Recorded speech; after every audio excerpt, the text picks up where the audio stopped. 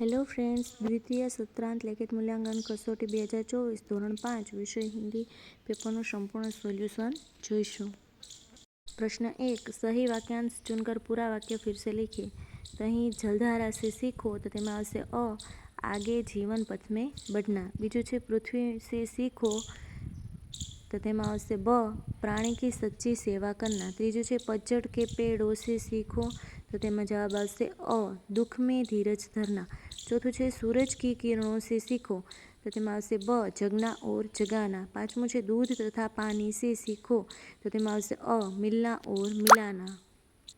प्रश्न 2, निम्नलिखित प्रश्नों के उत्तर लिखिए। तो તેમાં પહેલો પ્રશ્ન છે डाकुओं ने लड़के से क्या सीखा तो તેનો જવાબ આવશે डाकुओं ने लड़के से ईमानदारी और सच बोलना सीखा।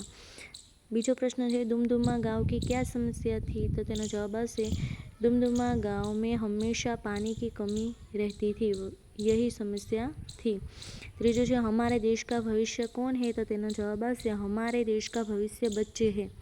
चौथो है हम कैसे आगे बढ़ सकते हैं तो तेनो जवाब आवशे हम महान काम करके आगे बढ़ सकते हैं।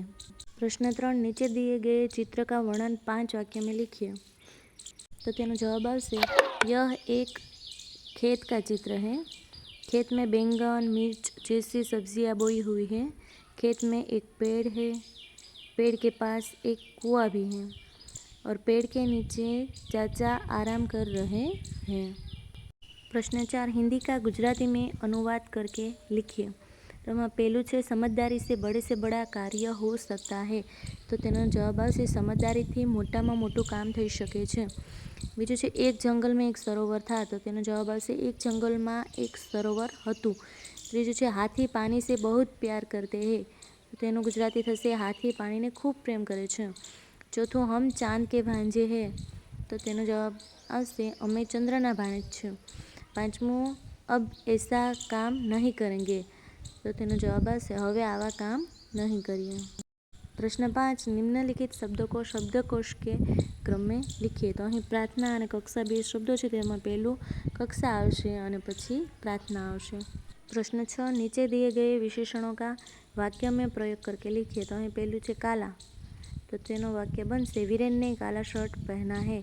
बीजू है सुंदर बाग में सुंदर फूल खिले हैं।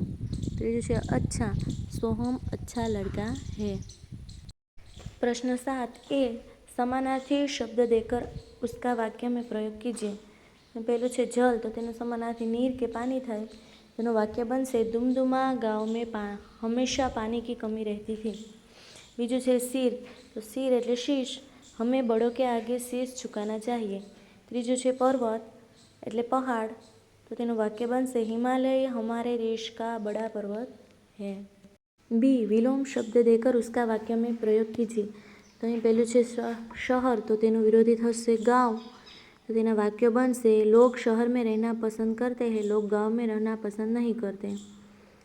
अथवा तेनुं ऊंधुं पण लखी शकाय लोग गांव में रहना पसंद करते हैं लोग शहर में रहना पसंद नहीं करते।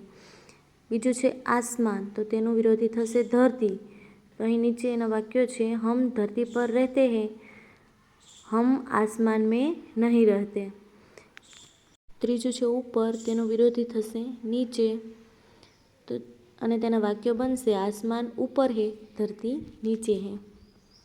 प्रश्न 8, निम्नलिखित मुहावरों के कार्य लिखकर उसका वाक्य में प्रयोग कीजिए। तो तेमां पहेलुं छे मुंह में पानी आना तो तेनो अर्थ थशे खाने की इच्छा होना और तेनो वाक्य बनशे मिठाई का नाम लेते ही बच्चों के मुंह में पानी आ गया।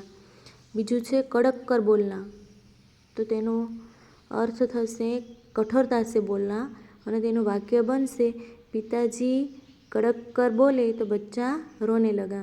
त्रीजू है बात काटना तो तेनो अर्थ थशे बीच में बोल उठना तो तेनु वाक्य बनशे माँ बेटे की बात चल रही थी कि बहन ने बात काटते हुए कहा।